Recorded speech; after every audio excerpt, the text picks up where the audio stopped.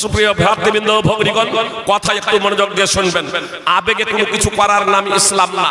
ইসলামকে জেনে বুঝে বাস্তবায়ন করার নাম হলো ইসলাম। ইসলাম হলো আল্লাহ তাআলা প্রদত্ত জীবন ব্যবস্থা। আবেগে কোনো কিছু করার নাম, আবেগে কোনো কিছু যারা করে তাদেরকে মুসলমান বলে না। ইসলামকে জেনে বুঝে যারা বাস্তবায়ন করে তাদেরকে মুসলমান বলে। দেখুন, খোবাবের কাছে আপনার হারিসের মেয়ের একটা বাচ্চা খেলতে খেলতে চলে এসেছে। সেই বাচ্চাটাকে খোবাব রাদিয়াল্লাহু তাআলা আনহু নিজের উরুতে বসিয়ে নিয়েছেন। আর ওই বাচ্চার মা একেবারে উদাসীন, তার চোখে মুখে আতঙ্কের ছাপ। খোবাবকে তো আমার ভাইরা এখনই হত্যা করবে, এখনই হত্যা করবে, নিয়ে যাবে আমার ভাইরা এসে তাকে হত্যা করবে। আর তার কাছে আমার সন্তান গিয়েছে, মানে তাকে এবার সে হত্যা করে দিবে, সে খুন করে ফেলবে। ভয়ে আতঙ্কগ্রস্ত খোবাব বুঝতে পারলেন তার বাচ্চার মায়ের চোখে মুখে আতঙ্কের ছাপ। তিনি তাকে আশ্বস্ত প্রদান করলেন, বলছেন তুমি কি ভেবেছো সেই বাচ্চাটাকে আমার পূর্ণ নাগালে পেয়েছি বলে হত্যা করে দেব? কখনো না, কখনো না। ইনশাআল্লাহ আমি তাকে হত্যা করব না, আমি তাকে হত্যা করব না। তুমি নিরাপদ থাকো, তুমি আশ্বস্ত থাকো, তোমার ভয়ের কোনো কারণ নাই। আমি বাচ্চাকে হত্যা করব না ইনশাআল্লাহ। বাচ্চাকে ছেড়ে দিলেন। সুপ্রিয় ভ্রাতৃবৃন্দ ভগ্নীগণ, হারিসের পুত্র দ্বারা তিনি শহীদ হয়ে যাবেন, পরোয়া করেন না, পরোয়া করেন না। আল্লাহ তাআলা কি বললেন? ওয়া মাইয়াত্তাকিল্লাহা ইয়াজআল লাহু মাখরাজা, যে কেউ আল্লাহকে ভয় করে আল্লাহ তার জন্য উত্তরণের পথ বের করে দেন। ওয়ায়ারযুকুহু মিন হাইসু লা ইয়াহতাসিব, এবং এমন উৎস থেকে তাকে রিজক দান করেন যা সে কল্পনাও করতে পারে না। রিজক কিভাবে পাচ্ছে দেখুন। সুপ্রিয় ভাই এবং বোন, প্রথমত এই কথাটা বলি, আবু জাহাল এবং আবু লাহাবেরাও কিন্তু আল্লাহ আল্লাহ বলতো। আবু জাহাল আবু লাহাবেরাও কিন্তু আল্লাহরই শপথ করত। তাই হারিসের মেয়ে মুশরিক হারিস, তার ভাইরা সব মুশরিক। তখন সেই মহিলাটাও যখন তার বাড়িতে যখন বাধা আছে, আপনার খোবাব তখন সেও মুশরিক। সেই হারিসের মেয়ে তখন সে মুশরিক, তার বাড়িতে খোবাব বাধা আছে। লোহার শিকলে সে আবদ্ধ। আর হারিসের মেয়ে বলছে ওই লোহার শিকলে আবদ্ধ থাকা অবস্থায়, লোহার শিকলে বেড়ি পরানো থাকা অবস্থায় আমি খোবাবের হাতে দেখেছি আঙ্গুরের থোকা। খোবাবের হাতে দেখেছি আঙ্গুরের থোকা। এই আঙ্গুরের থোকা থেকে তিনি আঙ্গুর খাচ্ছেন। ওই মহিলা বলছেন, আল্লাহর কসম করে বলছি, আল্লাহর কসম করে বলছি। আগেই বললাম যে মুশরিকরা ও মুসলিমরা আল্লাহ আল্লাহ বলতো, আল্লাহরই কসম খেত। তো এই মহিলা বলছে, আল্লাহর কসম করে বলছি, খোবাবের থেকে উত্তম বন্দী আমি দেখিনি, খোবাবের থেকে উত্তম বন্দী আমি দেখিনি। লোহার শিকলে আবদ্ধ রয়েছে, আর সেই অবস্থায় তার হাতে আঙ্গুরের থোকা। সেই থোকা থেকে তিনি আঙ্গুর খাচ্ছেন। ওয়ামা বিমাক্কা, ওয়ামা বিমাক্কা ইয়াউমাইদিন মিন সামা, অথচ সে সময় মক্কার মাটিতে কোনো ফলই ছিল না। কি বলছেন? আঙ্গুর তো আঙ্গুর, মক্কার মাটিতে সে সময় কোনো ফলই ছিল না। এমন অবস্থায় খোবাব লোহার শিকলে বন্দী আছেন, আবদ্ধ আছেন, লোহার বেড়ি দিয়ে তাকে বেঁধে রাখা হয়েছে। আর সেই অবস্থায় দেখছি তার হাতে আঙ্গুরের থোকা। সেই আঙ্গুরের থোকা থেকে তিনি আঙ্গুর খাচ্ছেন। সেই আঙ্গুরের থোকা থেকে তিনি আঙ্গুর খাচ্ছেন। হারিসের মেয়ে বলছে, মা কানা ইল্লা রিজকুন রাযাকাহুল্লাহ, ইয়া রিজক তো আল্লাহ তাআলার পক্ষ থেকে। আল্লাহ কি বললেন? ওয়া মাইয়াত্তাকিল্লাহা ইয়াজআল লাহু মাখরাজা, যে আল্লাহকে ভয় করে আল্লাহ তার জন্য উত্তরণের পথ বের করে দেন। ওয়া ইয়ারযুকুহু মিন হাইসু লা ইয়াহতাসিব, আর আল্লাহ এমন উৎস থেকে তাকে রিজক দান করেন যা সে কল্পনাও করতে পারে না। বাধা অবস্থায়, আরে সাধারণ অবস্থায় যখন মক্কার মাটিতে কোনো ফল নেই, আঙ্গুর কেন, কোনো ফল নেই, আর সেই সময় বন্দী থাকা অবস্থায় খোবাবের হাতে যে আঙ্গুর, তে আঙ্গুর কোথা থেকে? কোরআন অধ্যয়ন করুন। জাকারিয়া আলাইহিস সালাম যখনই মারিয়ামের নিকটে প্রবেশ করেন তখনই ফল, তখনই ফল।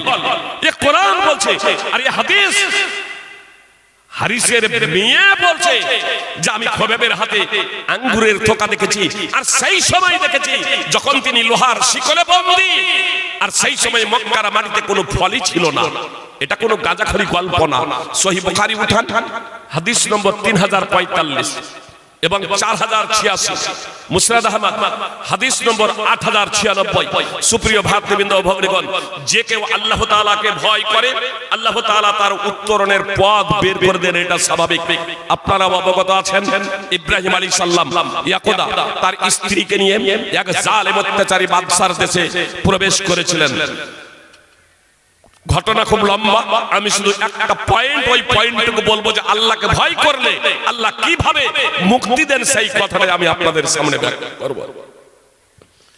ইব্রাহিম আলাইহিস সালামের স্ত্রী সারা অত্যন্ত সুন্দরী ছিলেন। জালেম অত্যাচারী বাদশা তাকে ভোগ করার জন্য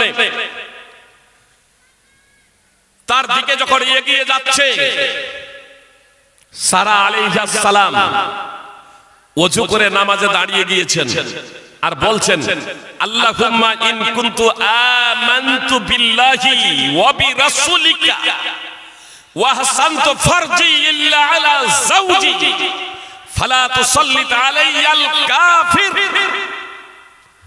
হে আল্লাহ, আমি যদি তোমার উপরে ঈমান নিয়ে আসি এবং তোমার নবী রাসূলের উপরে ঈমান নিয়ে আসি এবং আমি আমার লজ্জা স্থানের হেফাজত করি। সুপ্রিয় ভাই এবং বোন, কথা মনোযোগ দিয়ে শুনবেন।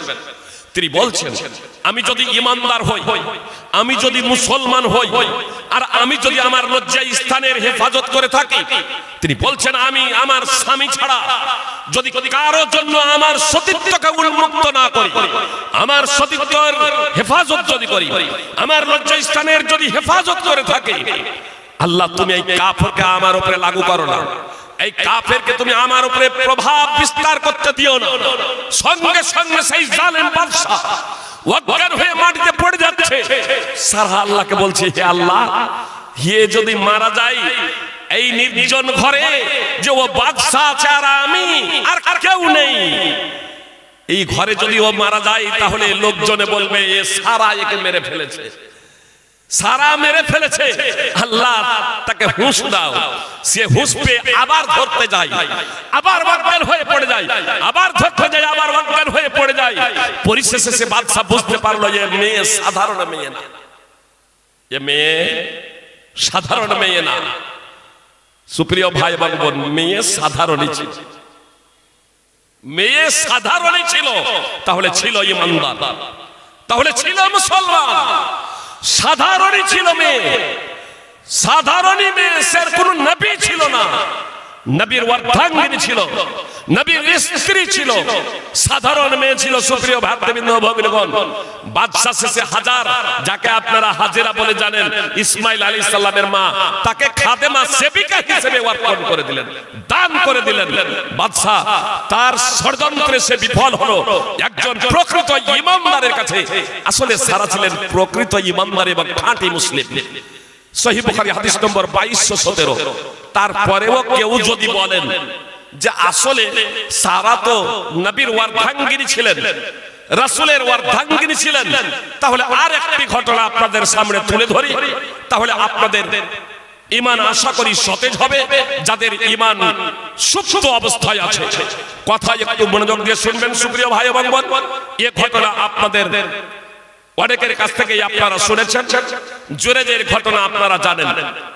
মুহাম্মদ সাল্লাল্লাহু আলাইহি সাল্লামের পূর্বে এই ঘটনা মুহাম্মদ সাল্লাল্লাহু আলাইহি সাল্লাম বর্ণনা করেছেন, বিশুদ্ধ সূত্রে তা প্রমাণিত, বুখারী মুসলিমের হাদিস। জুরেজ একদা নামাজ পড়ে, জুরেজ একদা নামাজ পড়ে,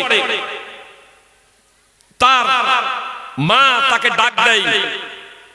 নামাজে রত অবস্থা থাকা অবস্থায়, নামাজে রত থাকা অবস্থায় জুরেজকে তার মা ডাক দেয়। জুরেজ মায়ের ডাকে সাড়া দেয় না, নামাজ পড়ছে। মা ফিরে চলে যায়। 3 দিন এই দৃশ্য ঘটে, একই ঘটনা। যখনই মা আসে তখন জুরেজ নামাজ পড়ে আল্লাহর ঘরে। তৃতীয় দিনের পরে মায়ের মুখ থেকে বদদুয়া বের হয়ে যায়। মা অধৈর্য হয়ে গেল, মায়ের মুখ থেকে বদদুয়া বের হয়ে গেল। যতক্ষণ জুরেজ কোন বেশ্যা নারীর মুখ না দেখবে আল্লাহ ততক্ষণ তাকে মৃত্যু দিও না। মায়ের দোয়া কবুল হয়ে গেল। সুপ্রিয় ভাই এবং যুবক এবং যুবতী যারা আছেন, তারা কথা খুব মনোযোগ দিয়ে শুনবেন। বাপ মাকে অবহেলা করবেন না, বাপ মায়ের অবাধ্য হবেন না। আল্লাহ নিজের ইবাদতের পরে পরে পিতা মাতার সাথে সদাচরণের কথা উল্লেখ করেছেন। সূরা বনী ইসরাঈল 17 নম্বর সূরার 23 এবং 24 নম্বর আয়াত তাফসীর সহ অধ্যয়ন করুন। সুপ্রিয় ভক্তবৃন্দ, ভগ্নীগণ, জোরেজের মা বদদুয়া করে দিল, আর আল্লাহ সেই দোয়া কবুল করে নিলেন। এদিকে চর্চা হয় এলাকাতে যে জোরেজ লোকটা খুব ভালো, জোরেজ লোকটা খুব ভালো, জোরেজ লোকটা খুব সৎ। জোরেজের মতো ভালো লোক আর এই এলাকাতে নেই, জোরেজের মতো ভালো লোক এই এলাকাতে নেই। একজন মহিলা বিষয়টি অনুধাবন করে বলল, দেখি জোরেজ কত ভালো লোক, তাকে বিভ্রান্ত করা যায় কিনা। একজন ব্যভিচারী মহিলা সেই জোরেজের কাছে গিয়ে তাকে বলছে, আমি তোমার জন্য উন্মুক্ত, তুমি আমাকে ব্যবহার করতে পারো, ভোগ করতে পারো। যে জোরেজ মায়ের ডাকে সাড়া দেয়নি, সেই জোরেজ একজন বেশ্যা নারীর ডাকে সাড়া দিবে, এটা অসম্ভব। সেই নারীর ডাকে সাড়া দিল না। ওই মহিলা সেখান থেকে ফিরে গেল, একজন রাখালের সাথে কুকর্ম করলো, জৈবিক চাহিদা পূর্ণ করলো। আর যখন সন্তান হলো, জোরেজকে কলঙ্কিত করার জন্য সন্তান হলে লোকেরা জিজ্ঞেস করলে বলে দিল, এটা জোরেজের হচ্ছে সন্তান। জোরেজ আমাকে নির্জনে পেয়ে বলাৎকার করেছে, ধর্ষণ করেছে। লোকজন ক্ষিপ্ত হয়ে গেল। আপনার রঙিন জামাই যদি হাজারো দাগ থাকে, অতটা লক্ষ্য করা যায় না, বোঝা যায় না। কিন্তু সাদা পোশাকে যদি একটা দাগ থাকে, মুলবি সাহেব যদি কোনো মেয়ের সাথে গল্প করে, তাহলে তখন বলে, মুলবি সাহেবের সাথে ওর আছে মনে হয়, ওর সম্পর্ক আছে মনে হয়। আর সাধারণ মানুষ, বিবাহিত নারী এবং পুরুষ, ছেলে এবং মেয়ে, একে অপরকে নিয়ে আপনার পার্কে, হোটেলে, রেস্টুরেন্টে, বিভিন্ন জায়গায় চলে যাচ্ছে, কোনো খবরই নেই। জি, যেহেতু বিভিন্ন জায়গা থেকে প্রশ্ন করে, ফতোয়া জিজ্ঞেস করে, এজন্য অবগত। মালদারও একাধিক ঘটনা এ ধরনের ঘটেছে। আমাকে মালদা থেকে একাধিক জন ফোন করেছেন এই বিষয়ে। সুপ্রিয় ভক্তবৃন্দ, সাবধান হয়ে যান, সতর্ক হয়ে যান। এই জীবনটাই শেষ না, এই জীবনটাই শেষ না। সুপ্রিয় ভক্তবৃন্দ, ভগ্নীগণ, জোরেজ যার অন্তরে আল্লাহ তাআলার ভয় আছে, সেই জোরেজ যার উপরে মিথ্যা অপবাদ এবং কলঙ্ক এবং দাগ লেগে গেল। ডিএনএর তখন তো আর পরীক্ষা ছিল না। আজকে যদি ফেইজির নামে কেউ যদি মিথ্যা অপবাদ দেয়, ফেইজি চ্যালেঞ্জ করবে, না আমি এটা করিনি, ডিএনএ পরীক্ষা করা হোক। জি, কিন্তু তখন তার ডিএনএর পরীক্ষা ছিল না। জোরেজ বাঁচবে কেমনে? আল্লাহ বলছেন, ওয়ামাইয়াত্তাকিল্লাহ ইয়াজআল লাহু মাখরাজা। যে আল্লাহকে ভয় করে, আল্লাহ তার উত্তরণের পথ বের করে দেন। তো জোরেজ যে এখন বিপদে পড়েছে, তো জোরেজ কে আল্লাহ বের করবেন না, মুক্তি দেবেন না? কিভাবে বের করছেন, মুক্তি দিচ্ছে দেখুন।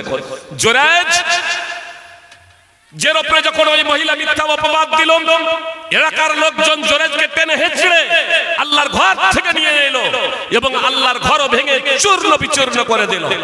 জোরেজের কিছু বুঝে আসার আগে এই সব কিছু ঘটে গেল। জোরেজ জিজ্ঞেস করলো, আমাকে এভাবে প্রহার করা হচ্ছে কেন? সে বলল, কেন তুমি কি এটা বুঝতে পারছো না? এই মহিলাকে তুমি বলাৎকার করেছো, আর তারই ফসল হচ্ছে এই ছেলেটা। জোরেজ বুঝে গেল, মা তো বদদুয়া করেছিল, মায়ের বদদুয়া লেগে গিয়েছে। এবার জোরেজ তাদেরকে বলল, ঠিক আছে, আমাকে একটু সুযোগ দেওয়া হোক, একটু সুযোগ দেওয়া হোক। এই জোরেজ ওযু করলো, আর ওযু করে নামাজ পড়লো। সুপ্রিয় ভাই এবং বোন, কথা খুব মনোযোগ দিয়ে শুনুন। মসজিদেই কথাই কথাই বলছিলাম যে মুলবি সাহেবের কথা আজ কয়জন মুসলমান শুনে, ইমামের কথা আজ কয়জন মুসলমান শুনে। আমার পূর্বেও হানি ভাই সাহেব বলছেন নামাজের কথা। সুপ্রিয় ভাতৃবৃন্দ, ভগ্নীগণ, নামাজ ছাড়া কল্পনাই করা যায় না একজন মুসলমান। সৌদি ফতোয়া কমিটির অতীত এবং বর্তমান ফতোয়া লাজনা দায়মা কমিটির মুফতিগণের ঐক্যমতে যারা নামাজ পড়ে না তারা কাফের। যদিও আমাদের দেশের অনেক আলেম তারা বলেন যতক্ষণ পর্যন্ত ইসলামের কোনো বিষয়কে অস্বীকার না করবে ততক্ষণ পর্যন্ত মহাপাপী সে কুফরি করলো, শিরক করলো, মহাপাপ করলো, জাহান্নামে গেলেও দীর্ঘ সময় জাহান্নামের শাস্তি ভোগ করলেও যেহেতু ঈমান আছে একদিন ঈমানের কারণে জান্নাতে যাবে। কিন্তু সৌদি ফতোয়া কমিটির মুফতিগণ বলছে যে নামাজ ছেড়ে দিলে আর তার ঈমানই নেই, জান্নাতে যাওয়ার প্রশ্নই নেই। তারপরেও আমাদের হেলদল নাই। সুপ্রিয় ভাই এবং বোন, কথা এতটুকু শুনুন, এই নামাজ কি জিনিস? জোরেজ বিপদে পড়েছে, ওযু করে নামাজে দাঁড়িয়ে গেলেন, আগে দেখলেন সারা পরিত্রাণ পেয়ে গেলেন। এবার এই জোরেজ এ ধর্মীয় কোনো পণ্ডিত নয়, সাধারণ আপনাদের মতো সাধারণ ব্যক্তি জোরেজ। কথা খুব মনোযোগ দিয়ে শুনুন, আপনাদের মতো সাধারণ ব্যক্তি জোরেজ বিপদে পড়েছে, আর এই বিপদে পড়ে ওযু করে নামাজ আদায় করলেন। আসলে আমরা নামাজটাকে, সাধারণ মানুষ কিন্তু নামাজটাকে বর্তমানে বুঝতে সক্ষম নয়। নামাজ কি? আমরা নামাজ মনে মনে ভাবি ওযু করলাম, টাইম হলো ওযু করলাম আর আল্লাহু আকবার গিয়ে নামাজে দাঁড়িয়ে গেলাম, তারপরে দোয়া সূরা পড়ে রুকু সাজদা করে আপনার সালাম ফিরিয়ে দিলাম, 10 মিনিট 12 মিনিট ধরে জামাতে নামাজ পড়লাম, এই হয়ে গেল আমাদের নামাজ। কিন্তু নামাজটা কি আমরা বুঝার প্রচেষ্টা করেছি? সুপ্রিয় ভাতৃবৃন্দ, ভগিনীগণ, নবী সাল্লাল্লাহু আলাইহি সাল্লাম বলেছেন, তোমাদের কেউ যখন নামাজে দাঁড়ায় তখন সে আপন প্রভুর সাথে কথা বলে। ইউনাজি রাব্বাহ। নবী সাল্লাল্লাহু আলাইহি সাল্লাম বলেন, ইন্না আহাদাকুম ইযা কামা ফিস সালাতি ফাইন্নাহু ইউনাজি রাব্বাহ। তোমাদের কেউ যখন নামাজে দাঁড়ায় তখন সে আপন প্রভুর সাথে কথা বলে। নাজা ইউনাজি মুনাজাতান থেকে, মুনাজাত, এই মুনাজাত শব্দটা কিন্তু বাংলা না, এটা আরবি শব্দ। নাজা ইউনাজি মুনাজাতান থেকে মুনাজাত শব্দ। আমরা অনেকেই এক সময় ফরজ নামাজের পরে দুই হাত উঠিয়ে সমবেতভাবে ইমাম এবং মুক্তাদি দোয়া করবে কি করবে না, একে কেন্দ্র করে কত তর্ক বিতর্ক ঝগড়া করেছি। এটাকে আমরা ভাবতাম মোনাজাত, আবার মোনাজাত হবে না। আরে মোনাজাত, এটাকে হাদিসে মোনাজাত বলা হয় নাই, নামাজকে নবী সাল্লাল্লাহু আলাইহি সাল্লাম মোনাজাত বলেছেন। মোনাজাত একে অপরের সাথে কথা বলে। নবী সাল্লাল্লাহু আলাইহি সাল্লাম বলছেন, একজন নামাজি যখন আল্লাহু আকবার বলে নামাজে দাঁড়িয়ে যায় তখন আল্লাহ তাআলার সাথে কথা বলে। দুঃখজনক হলো চরম বাস্তব এবং সত্য কথা। সুপ্রিয় ভাই এবং বোন, আমি আপনাদের বলতে চাই, আজকের পরে কিন্তু এই ধরনের দৃশ্য যাতে আর না হয়। একজন নামাজি আল্লাহু আকবার বলে যখন দাঁড়িয়ে যায় আল্লাহর সাথে কথা বলে। কি বলে? আল্লাহুম্মা বাঈদ বাইনি ওয়া বাইনা খাতায়ায়া কামা বা'আদতা বাইনাল মাশরিকি ওয়াল মাগরিব। কি বলছে? হে আল্লাহ, তুমি আমাকে, আল্লাহুম্মা বাঈদ বাইনি ওয়া বাইনা, হে আল্লাহ তুমি আমার মাঝে এবং আমার গুনার মাঝে এতটা দূরত্ব করে দাও যতটা দূরত্ব পূর্ব এবং পশ্চিমের মাঝে আছে। এ দোয়া যখন পাঠ করি, দোয়া ইস্তিফতা, তখন কি আমার মনে এই ধারণা হয়, তখন কি আমার মনে এই কল্পনা হয় যে হে আল্লাহ তুমি আমাকে আমার গুনাহ থেকে এতটা দূরে করে দাও যতটা পূর্ব পশ্চিমের মধ্যে দূরত্ব আছে। হে আল্লাহ তুমি আমাকে আমার গুনাহ থেকে এমন পবিত্র করে দাও যেমন ময়লা কাপড়কে পবিত্র করা হয়। আসলে এই ধারণা আমাদের থাকে না, তার কারণে দোয়া ইস্তিফতার অর্থই তো আমরা জানি না। এজন্য আপনাদের কাছে আমার বিনীত অনুরোধ, সুপ্রিয় ভাই এবং বোন, একজন নামাজি আল্লাহর সাথে কথা বলে, তা আপনি জানবেন না যে আপনি নামাজে আল্লাহর সাথে কি কথা বলছেন। কতদিন পর্যন্ত ওয়াজ জানতে নামাজ পড়বেন? এজন্য নামাজ পড়ি স্বাদ পাই না, এজন্য নামাজ পড়ি স্বাদ পাই না, এজন্য নামাজ পড়ি অশ্লীলতা আমাদের মাঝ থেকে দূর হয় না, আমাদের মাঝে থেকে অন্যায় এবং অশ্লীলতা দূর হয় না।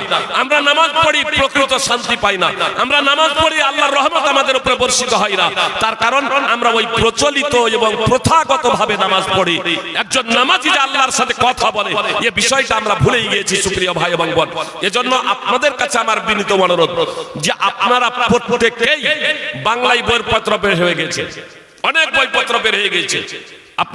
আপনার মালদারি মুখতার রাহিমি হাফিজাহুল্লাহ, জি মালদার খুব যোগ্য আলেম, তিনিও সালাত প্রসঙ্গে, নামাজ প্রসঙ্গে একটি বই লিখেছেন। বড় বড় বই যদি কিনতে যদি না পারেন, আপনারা এই ছোট সংক্ষিপ্ত বইটি কিনে নিন, সংক্ষিপ্ত বইটি কিনে নিন, পড়ুন, অধ্যয়ন করুন। আপনি দৈনন্দিন জীবনে দৈনিক দিনে যে 5 ওয়াক্তের যে নামাজ পড়ছেন, যা কিছু বলছেন তার ভাবার্থ এবং তার অর্থগুলো আপনারা অবগত হয়ে যাবেন। প্রত্যেক মুসলিমের ঘরে আরবি যারা আলেম নন অন্তত বাংলা নামাজ শিক্ষা বই সে মুক্তার রাহিমির হোক, ডক্টর আসাদুল্লাহ গালিবের হোক, অথবা আল্লামা নাসিরউদ্দিন আলবানির হোক, অথবা ভালো কোনো আহলে হাদিসের লেখকের হোক না কেন, তার বই অন্তত আপনারা কিনে নেবেন, অধ্যয়ন করবেন। আর না হয় বুখারী মুসলিম এগুলো বাংলায় হয়ে গেছে, সেগুলো অধ্যয়ন করুন, ভাবার্থগুলো জেনে নিন। মসজিদের ইমাম আছেন, মাদ্রাসার আলেমেরা আছেন, তাদের কাছে প্রশিক্ষণ নিন। সুপ্রিয় ভাতৃবৃন্দ ও ভগ্নীগণ, এটা এর জন্য এর উপর জোর দিচ্ছি, মুহাম্মদ সাল্লাল্লাহু আলাইহি সাল্লাম এখনো মসজিদে আছেন। আবু হুরায়রা রাদিয়াল্লাহু তাআলা আনহু বলছেন, আর এক ব্যক্তি এসে নামাজ পড়লেন, নবী সাল্লাল্লাহু আলাইহি সাল্লামকে নামাজ পড়ে সালাম দিচ্ছেন, আর নবী সাল্লাল্লাহু আলাইহি সাল্লাম তাকে বলছেন, ইরজি ফাসাল্লি ফাইন্নাকা লাম তুসাল্লি, ফিরে যাও, নামাজ পড়ো, নামাজি পড়োনি। নবী সাল্লাল্লাহু আলাইহি সাল্লামের চোখের সামনে আবারও নামাজ পড়লেন, আর এসে সালাম দিচ্ছেন, আবারও নবী সাল্লাল্লাহু আলাইহি সাল্লাম বলছেন, ফিরে যাও, নামাজ পড়ো, নামাজি পড়োনি। এইভাবে তিনবার সেই ব্যক্তি নবী সাল্লাল্লাহু আলাইহি সাল্লামের সামনে নামাজ পড়লেন, আর প্রত্যেকবারই নবী সাল্লাল্লাহু আলাইহি সাল্লাম তার নামাজকে বাতিল আখ্যায়িত করলেন। নামাজ পড়ছেন সাহাবী, তারপরেও তার নামাজকে বাতিল আখ্যায়িত করছেন। চতুর্থবারে সেই সাহাবী বলছেন, আল্লাহ রাসূল সাল্লাল্লাহু আলাইহি সাল্লাম, এর থেকে ভালো করে আমি নামাজ আদায় করতে জানি না, আমাকে নামাজের প্রশিক্ষণ দিন, আমাকে নামাজের ট্রেনিং দিন। নবী সাল্লাল্লাহু আলাইহি সাল্লাম তাকে নামাজের প্রশিক্ষণ দিলেন। সহিহ বুখারী হাদিস নম্বর 757, সহিহ মুসলিম হাদিস নম্বর 397। সুপ্রিয় ভাই এবং বোন, আমি এবং আপনি যে নামাজটা পড়ছি, এই নামাজ প্রসঙ্গে মসজিদের ইমামকে, মাদ্রাসার আলেমকে, গ্রামের আলেমকে কখনো বলেছি যে হুজুর, আলেম সাহেব, মাওলানা সাহেব, আচ্ছা আমি যে নামাজটা পড়ছি এই নামাজটা হচ্ছে কিনা একটু দেখুন তো? দেখেছি, পরীক্ষা করেছি, আমার যদি নামাজ বাতিল হয়ে যায়। রাসূল সাল্লাল্লাহু আলাইহি সাল্লাম বলছেন, একটা মানুষ 60 বছর ধরে নামাজ পড়বে, একটা মানুষ 60 বছর ধরে নামাজ পড়বে, তারপরেও তার নামাজ কবুল হবে না। নবী সাল্লাল্লাহু আলাইহি সাল্লাম বলছেন যে দন্তা 6 নয়, মধ্যে 6 60 এর কথা বলছি, 60। এই 60 বছর ধরে নামাজ পড়বে আর তারপরেও তার নামাজ কবুল হবে না। তার কারণ উল্লেখ করছেন নবী সাল্লাল্লাহু আলাইহি সাল্লাম, যে রুকু যদি পূর্ণভাবে করে তো সাজদা, যাকে আমরা সিজদা বলছি, সিজদা পূর্ণভাবে করে না। আর যদি সিজদা পূর্ণ রূপে করে, যথাযথভাবে আদায় করে, তাহলে রুকু যথাযথভাবে আদায় করে না, করে না, 60 বছরের নামাজও বাতিল হয়ে যেতে পারে একজন নামাজীর। সুপ্রিয় ভাই এবং বোন, সিলসিলা সহিহ হাদিস নম্বর 2535। আপনি ইসলামকে জানবেন না, আপনি ইসলাম সম্পর্কে জ্ঞান অর্জন করবেন না, ইসলামকে বুঝবেন না, সুপ্রিয় ভাই এবং বোন, অবশ্যই আপনাকে শুনতে হবে, অবশ্যই আপনাকে জানতে হবে। আমি যে বিষয়টা বলছিলাম, জুরাইজ দেখুন, একজন সাধারণ ব্যক্তি, কিন্তু তিনি জানতেন নামাজে আল্লাহকে পাওয়া যায়, নামাজে আল্লাহকে ডাকা যায়, নামাজে আল্লাহর কাছে চাওয়া যায়। আল্লাহ নিজেই বলছেন পবিত্র কোরআনে, ওয়াস্তাঈনু বিস-সাবরি ওয়াস-সালাহ, নামাজ এবং ধৈর্যের মাধ্যমে আল্লাহর কাছে সাহায্য প্রার্থনা করো। জুরাইজ বিপদে পড়েছে, গ্রামের মানুষের কাছে বিচার দিলেন না, বিপদে পড়েছে, তার উপরে মিথ্যা অপবাদ লেগেছে, গ্রামের সকলেই তাকে উত্তম মাধ্যম দিয়েছে। তিনি বললেন একটু সুযোগ দেওয়া হোক, ওযু করে নামাজে দাঁড়িয়ে গেলেন। আর নামাজে যেহেতু আল্লাহর সাথে কথা বলা হয়, নামাজে যেহেতু আল্লাহর সাথে কথা বলা হয়, নামাজে যেহেতু মানুষের সাথে সম্পূর্ণ সম্পর্ক ছিন্ন করে দেওয়া হয় এবং একমাত্র আল্লাহকে ডাকা হয়, এই আল্লাহকে ডেকে জুরাইজ কি বললেন দেখুন, যে সেই জুরাইজ নামাজ শেষে ওই মহিলাকে বলে না, ওই মহিলাকে জিজ্ঞেস করে না, ওই মহিলাকে বলে না যে বলো তো তুমি যে আমি কি এটা করেছি। আল্লাহর শপথ তাকে দেয় না, যে আল্লাহর কসম করে তুমি বলো তো যে আমি কি তোমার সাথে ব্যভিচার করেছি, আমি কি তোমাকে ধর্ষণ করেছি, এই কথা জুরাইজ ওই মহিলাকে বলে না। তার কারণ যে মহিলা মিথ্যা অপবাদ দিয়েছে, সে আবারও মিথ্যা বলতে পারে, পারে না? পারে না? আবারও মিথ্যা বলতে পারে, আবারও মিথ্যা বলতে পারে। এজন্য ওই জুরাইজ ওই মহিলাকে প্রশ্ন করে না। কাকে প্রশ্ন করছে, কাকে জিজ্ঞেস করছে? নামাজে সে আল্লাহর সাথে কি কথা বলেছে। দেখুন এই জুরাইজ এবার ওই অবুঝ শিশুকে, যে যার মুখ ফুটেনি, যে কথা বলতে জানে না, যে ভাষা বুঝে না, তাকে প্রশ্ন করছে, মান আবুকা, তোমার পিতাকে। আর সেই অবুঝ শিশুর মুখ ফুটে বের হয়ে এলো, আর রাই, কোন বলেন সে রায়ুল কাদাম, ছাগলের রাখাল। সহিহ বুখারী হাদিস নম্বর 3436, সহিহ মুসলিম হাদিস নম্বর 2550। সুপ্রিয় ভাই এবং বোন, এই ঘটনা দেখে, এই অলৌকিক ঘটনা দেখে উপস্থিত যুবক যুবতী, পুরুষ এবং মহিলা সবাই বুঝতে পারলো এই মহিলা মিথ্যাবাদী, জুরাইজ নির্দোষ, জুরাইজ পবিত্র। সবাই জুরাইজকে এবার কোলাকুলি শুরু করে দিল। জুরাইজের প্রতি ভালোবাসা তাদের আরো বেড়ে গেল এবং তারা বলল, আল্লাহর ঘর আমরা সোনা দিয়ে তৈরি করে দিচ্ছি। জুরাইজ বলেছিল না, মাটি দিয়েই তৈরি করে দেন। সুপ্রিয় ভাই বোন, জুরাইজ বিপদে পড়েছিল, মুক্তি পেল না। আমি বলেছি শুধু কবরের শাস্তি থেকে পরিত্রাণ পাবে ইমানদার, তাই নয়। আখিরাতের শাস্তি থেকে পরিত্রাণ পাবে, তাই নয়। জাহান্নামের আগুন থেকে পরিত্রাণ পাবে, শুধু তাই নয়। এই দুনিয়ার জীবনেও প্রকৃত যদি আমরা মুমিন হতে পারি, আমরা যদি ইমানদার হতে পারি, তাহলে আল্লাহ তাআলা আমাদেরকে পরিত্রাণ দিবেন, মুক্ত করবেন। সুপ্রিয় ভাই বোন, আল্লাহ তাআলার সাহায্য সহায়তা নেমে আসবে। আপনারা জানেন বদরে আল্লাহ তাআলা ফেরেশতা পাঠিয়ে দিয়েছিলেন সাহাবাদের সাহায্য সহায়তা করার জন্য। এমনকি হুনাইনের যুদ্ধেও আল্লাহ তাআলা আসমান থেকে ফেরেশতা পাঠিয়ে দিয়েছিলেন। সুপ্রিয় ভাই বোন, প্রয়োজনে আবার আল্লাহ তাআলা আসমান থেকে ফেরেশতা পাঠাবেন। আল্লাহ বলছেন, ইয়া আইয়ুহাল্লাযীনা আমানু ইন তানসুরুল্লাহা ইয়ানসুরকুম। হে ঈমানদারেরা, তোমরা আল্লাহর দ্বীনকে বাস্তবায়িত করো, আল্লাহর বিধিনিষেধের বাস্তবায়ন করো, আল্লাহ তোমাদের সাহায্য এবং সহযোগিতা করবেন। আমরা আগে আল্লাহর দ্বীনের বাস্তবায়ন করব, তবেই তো আমরা আল্লাহর দ্বীনকে প্রতিষ্ঠিত করব, তবেই তো। রাসূল সাল্লাল্লাহু আলাইহি ওয়াসাল্লাম একদা ইবনে আব্বাস রাদিয়াল্লাহু তাআলা আনহুকে বলেছিলেন, হে ইবনে আব্বাস, আমি তোমাকে কিছু কথা শিখিয়ে দিচ্ছি। ইহফাদিল্লাহ ইয়াহফাদকা, তুমি আল্লাহর বিধিবিধানের হেফাজত করো, তুমি আল্লাহর বিধিবিধানের হেফাজত করো, আল্লাহ তোমার হেফাজত করবে। ইহফাদিল্লাহ তাজিদহু তুজাহাক, তুমি আল্লাহর সন্তুষ্টি কামনা করো, আল্লাহকে তুমি তোমার নিকটেই পাবে। আল্লাহর বিধিবিধানের বাস্তবায়ন করো, আল্লাহর বিধিবিধানের বাস্তবায়ন করো, আল্লাহ তোমার হেফাজত করবেন। আল্লাহর বিধিবিধানের বাস্তবায়ন করো, আল্লাহ তোমার হেফাজত করবেন। আল্লাহর সন্তুষ্টি কামনা করো, আল্লাহকে তুমি তোমার নিকটেই পাবে। আর যখন চাইবে তখন আল্লাহর কাছে চাইবে, যখন সাহায্য প্রার্থনা করবে তখন আল্লাহর কাছেই সাহায্য প্রার্থনা করবে, আল্লাহর কাছেই সাহায্য প্রার্থনা করবে।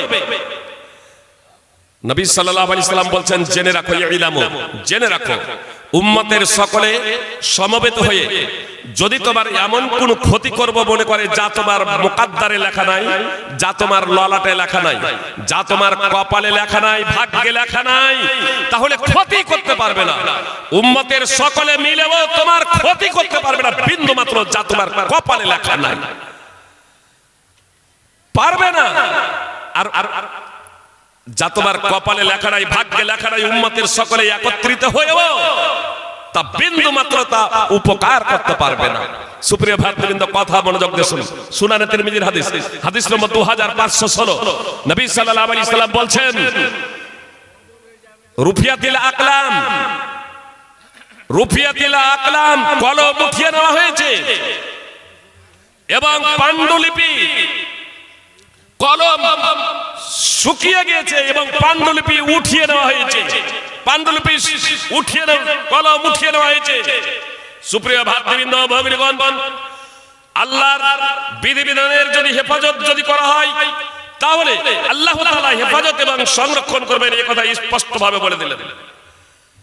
কলম উঠিয়ে, রুফিয়াতিল আকলাম, কলম উঠিয়ে নেওয়া হয়েছে, ওয়াজাফাতিস সুহুফ, এবং পাণ্ডুলিপি শুকিয়ে গিয়েছে। সুপ্রিয় ভাই এবং বোন, কলম উঠিয়ে নেওয়া হয়েছে, পাণ্ডুলিপি শুকিয়ে গেছে।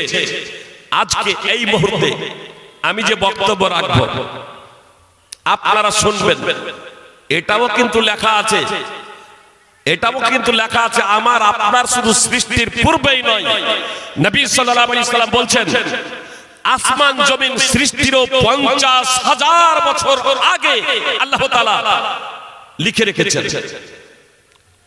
তাকদীর হচ্ছে আযালি, এটা সৃষ্ট নয়। সুপ্রিয় ভাই এবং বোন, আল্লাহ তাআলার বিশেষ গুণ, আল্লাহ তাআলার বৈশিষ্ট্য। অতএব আমাকে এবং আপনাকে আল্লাহ তাআলার তাকদীরের উপরে, তাকদীরের ভালো মন্দের উপরে, তাকদীরের